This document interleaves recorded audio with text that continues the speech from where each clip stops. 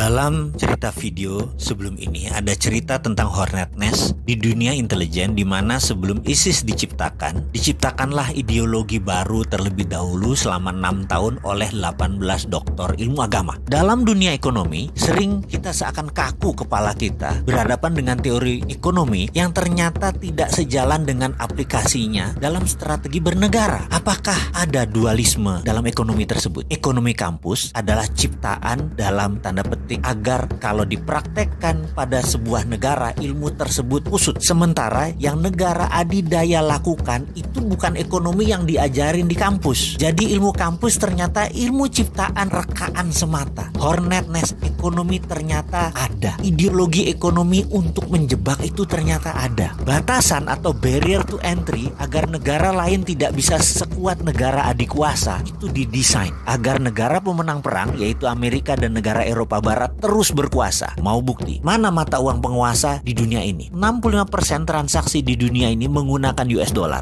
20% menggunakan euro, yen 4,7%, yuan Cina hanya 1,9% nilai transaksinya. Walaupun Cina menguasai mayoritas perdagangan sampai 50 atau 60% perdagangan dunia, dolar tetap underlying transaksi mereka. Memang mau Indonesia misalnya CPO-nya dibeli oleh Cina, Cina bayar pakai yuan. Terus yuannya tadi buat apa? Kita mau beli mesin misalnya untuk pabrik, mesinnya dari Jepang. Apa Jepang mau terima yuan? Nggak mau lah. Jepang mintanya dolar buat devisa mereka. Kok bisa begitu sih? Ini kesepakatan atas dasar suka sama suka atau atas dasar saya penguasa dunia, Anda harus manut dengan saya. Baik, kita akan bicara tentang currency warfare di sesi lain. Sekarang kita kembali ke topik. Misalnya lagi, dunia perbankan yang saat ini dianggap kunci sukses ekonomi, sehingga bank dicitrakan adalah penting untuk membangun ekonomi itu hanya bank. Padahal banking atau perbankan benar, tapi bank tidak. Bukan jadi kunci. Banking yang jadi kunci, bukan bank. Tetapi karena sudah ada doktrin di banyak otak para pejabat dan akademisi bahwa banklah yang terpenting. Jadi bank harus dilindungi. Padahal bank itu didesain untuk orang kaya saja. Ini by design agar memang kekayaan menumpuk di komunitas 3%. Bank bukan buat semua orang. Dan itu sudah masuk di kepala kaum bankers di bawah sadarnya. Padahal bankers itu pelayan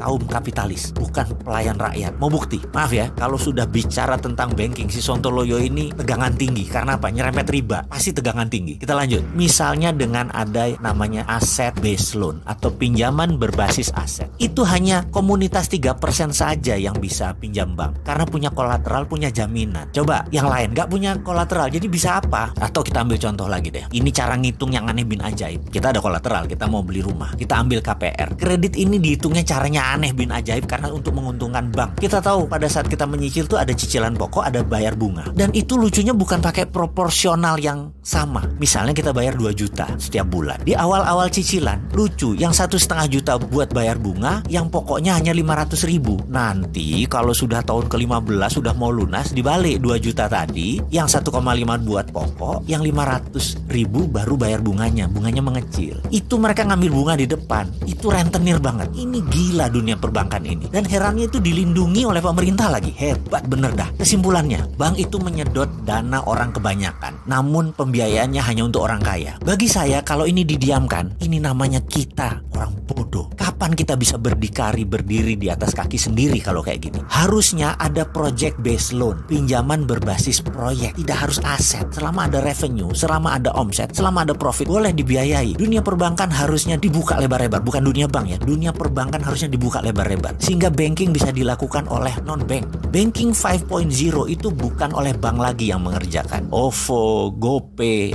Alipay sejenisnya lah. Itu adalah banking system pembayaran. Dan itu di tahun depan sebentar lagi tidak terbendung kehadirannya. Ini semua akan terjadi di Indonesia. Jadi wahai bankers, mulailah berpikir, ubah banking system Anda. Banking akan bertahan sepanjang zaman, namun bukan bank. Bank itu sunset. Goodbye bank. Wahai pejabat negara, mulailah membuka diri atas banking 5.0. Banking from non-banking system. Sehingga riba bisa hilang.